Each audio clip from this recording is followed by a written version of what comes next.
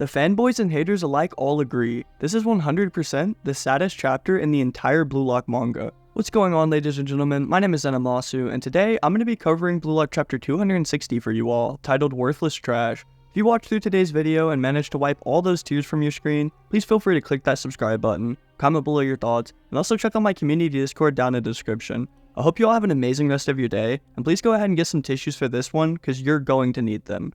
As usual, today's chapter starts off with some intro text which says, Kaiser's past is revealed. Raised in an unloving, abusive, depressive household, the life of Michael Kaiser begins. With the tone already set just from the intro text, the first thing we see here is a young Michael Kaiser being choked on the ground by his father. Tears are swelling up in his eyes as his face is all bruised and bloody, as his father just drinks even more while continuing to hurt him. This childhood is one that no child should ever want nor endure. The narrator goes on to tell us that Kaiser's father was some small-time theater director, while his mother was the lead actress in all of his films. It's unknown if their romance just slowly faded away or if this was the consequence of a one-night stand, but shortly after Kaiser was born, his mother left and abandoned the family. Despite her heinous actions, she still went on to quickly become a star actress who was always in the public eye. However, Kaiser's father, his broken heart caused him to spiral down a rabbit hole of self-destruction. We can see him here just bumming it out in his filthy house, as his day-to-day schedule seems to consist of day drinking and laying around the house.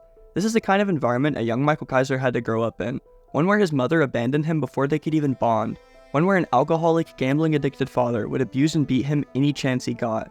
Unfortunately, a young Kaiser really had no other place or family to run to, so he was just stuck here at the mercy of his father. To make the situation even worse, his father would even frequently order him to go to work, which basically was code for straight-up theft. Kaiser quickly became an expert thief due to this unique situation, as he would go to the neighborhood store daily and steal whatever his father ordered him to. I'm sure this didn't need to be explained either, but if Kaiser ever failed to bring back something, well, his father would just scream and abuse him even more than usual. We see an instance of this where Kaiser just forgot to steal some milk, which caused his father to literally kick the poor kid to the ground while screaming his lungs out.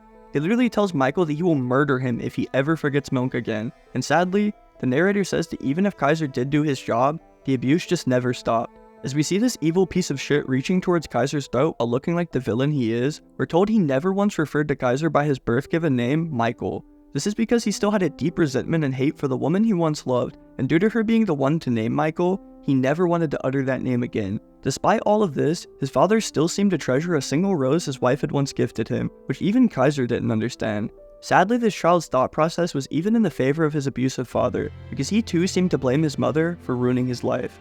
As we see Kaiser being choked into the floor here, unable to breathe, his father is ranting on and on about how garbage of a human he himself is. He refers to himself as a worthless, talentless nobody, as the woman he once loved discarded him as if he was scum incarnate. Gripping even harder onto Kaiser's throat, he begins to yell and say that he's even more worthless. He seemed to take out all his built-up anger and hate on this poor boy, calling him an incompetent and worthless subhuman while restricting his airways.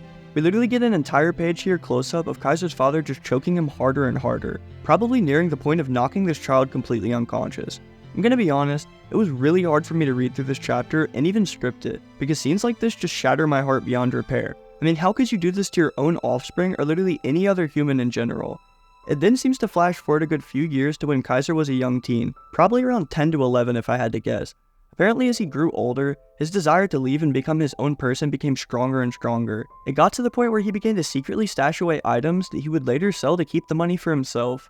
For this boy, this was his first moment of defiance. As we see him walking in front of a Christmas store on his 12th birthday, he apparently decided to buy himself a personal gift for his first act of rebellion.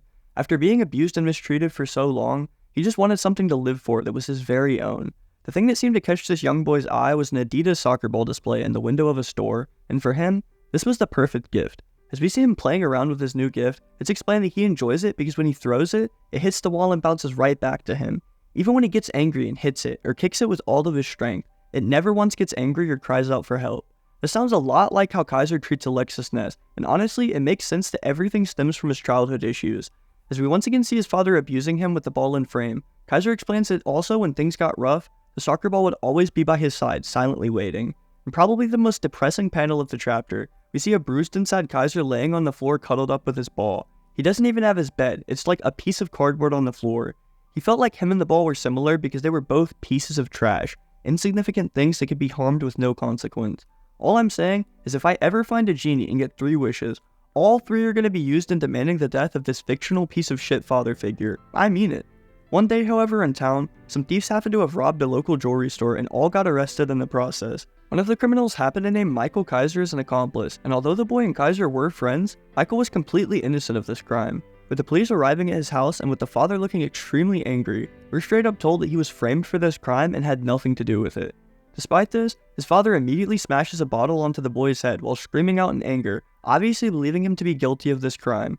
Right in front of the police, this man literally physically and verbally assaults his son, and all they even do is just hold him back and then calm him down. They even go on to have a mature conversation with this deadbeat, showing him the safe that KAISER had been hiding in his room. The safe, with every dime the boy had been hiding away from his father. This just makes the father so angry that the cop has to struggle to even hold him back, as he's screaming out about how all that money now belongs to him. It's just crazy to me that KAISER is the one being arrested here, and not his drunk, abusive father literally trying to murder him. But hey, it's just a fictional story, right? As we see KAISER being walked out of the house in handcuffs, all he can think about is starting over his savings another time, seeming to be pretty unbothered by just the cash. Just then, however, another cop comes out of KAISER's room with a soccer ball in hand, as this is somehow evidence in a jewelry store robbery. With KAISER turning his head and his father raging once more, he's pulling back the beer bottle to try and rip through the ball, as he believes KAISER must have stashed away money inside. This causes KAISER to finally break free of the officer's grip and leap through the air towards his father, while tapping into the flow state. With a swift knee to the mouth, KAISER sends his father flying across the room while knocking out multiple front teeth. The cops all begin to swarm him, demanding him to stop what he's doing, as it's explained that something inside of him snapped within that moment. No, rather than that, something was born inside of him, as he literally volleys the soccer ball into the face of a first officer, to then backflip through the air and smash his foot into two other officers. The thing born this day was his own self-identity. As he kicks yet another cop in the face who's literally pulling a gun on him, we learn that this seems to be where KAISER's life truly changed for the better. I mean, his face is covered in blood from his own father, as the poor kid is just fighting for freedom with tears streaming down his face. He obviously does end up getting caught and sent to prison, as we can see in the bottom left, with the moonlight illuminating his bruised body. Just then, however, some older looking man with a cane begins to walk into his cell, demanding his attention. The first question he asks is, "Do you love football?" which obviously causes KAISER to take on a very confused expression. With the man being revealed as Ray Dark, a FIFA licensed agent for the World Football Association, he explains that if KAISER does love football, then he can get him out of prison somehow. Anyways, the outro text here says, "Will the light shining into the abyss be a ray of hope? KAISER's new life as a footballer begins now." That being the end of today's chapter, the upcoming chapter 261 title is revealed to be Malice.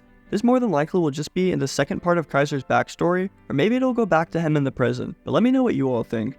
As that wraps up today's chapter overview, I just want to thank you all so much for watching all the way through. If you enjoy the content I push out and would like to support the channel, please feel free to click that subscribe button, comment below your thoughts, and even check out my community Discord down below. I hope you all have an amazing day, and I'll see you in tomorrow's video.